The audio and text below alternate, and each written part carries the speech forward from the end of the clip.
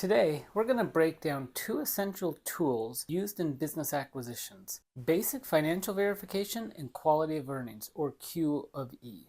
Whether you're buying a small coffee shop or a large tech company, understanding when to use each of these can save you a lot of time and money. Let's dive into it. Hi, my name's Trent Lee.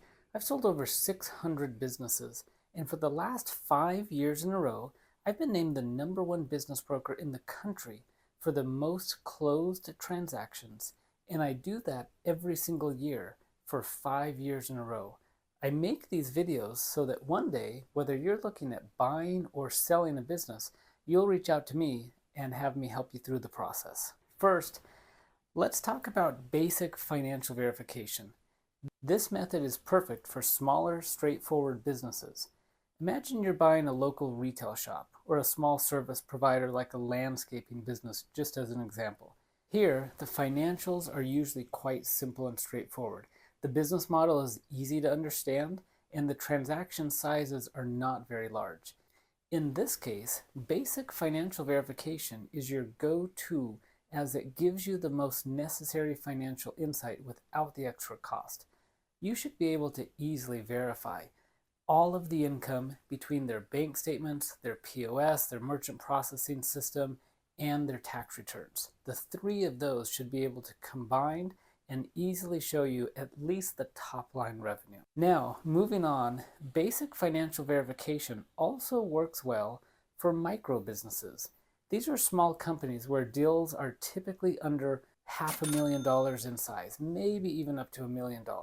It's just not cost effective to go for something much more expensive like a Q of E, quality of earnings, for such small transactions. Also, if you're familiar with the industry or the specific business, there's a low risk, and it makes it easier for you to validate using basic financial metric verification rather than a quality of earnings. So in this case, sticking to the basic business verification can often be enough.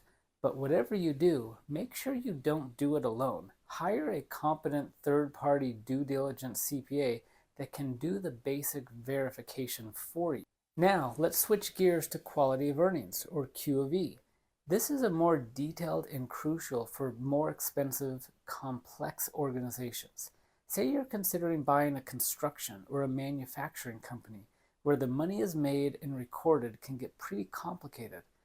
A Q of E can help you understand the real earnings and ensure there's no surprises after you buy the business. Quality of earnings becomes vital for larger deals. Think about buying a company with multiple business lines or one that's spread across various regions.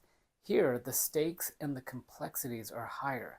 If you're stepping into a high-risk sector like technology, healthcare, something like that, where things change rapidly, Q of E provides a deeper look into the company's ability to adapt and grow through the cycles.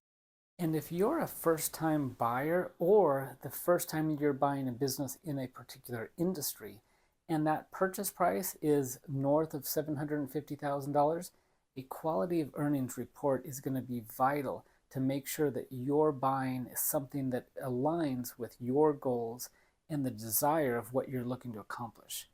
Choosing between basic financial verification and the quality of earnings depends on size, complexity, and the risk of the transaction, as well as your experience in that industry. For smaller, simpler deals, basic financial verification might be sufficient, but for larger, more complex, higher price transaction, investing in a Q of E is usually the right choice. Remember, the right financial analysis not only saves you money, but it steers you towards making a well-informed decision. That way, the business you buy performs exactly the way you want it to, because there's no surprises post-transaction that you didn't already discover in the due diligence period. Thanks. Take care.